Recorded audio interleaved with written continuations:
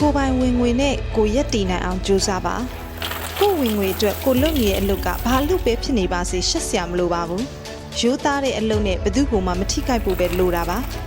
ကိုဝင်ငွေအတွက်ကိုလုပ်နေတဲ့အလုပ်ကညစ်ပတ်ပေတူးနေပါစေညှဉ်းညူနေစရာမလိုပါဘူး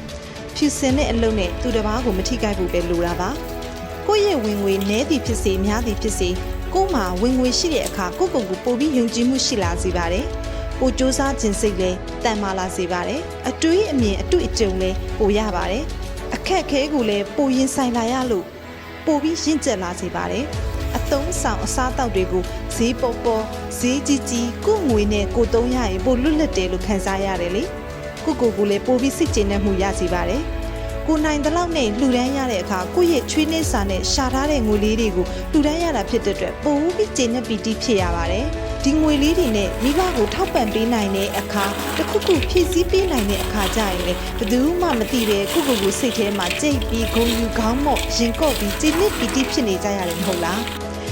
အများကြီးမှမဟုတ်ပါဘူးကိုယ့်ရဲ့ချွေးနှဲစာနဲ့ရှာထားတဲ့ငွေတွေကဘလောက်ပဲဖြစ်နေပါစေကိုယ်တိုင်ရှာထားတဲ့ငွေဖြစ်တဲ့အတွက်တန်မိုးရှိလာတယ်မဟုတ်လား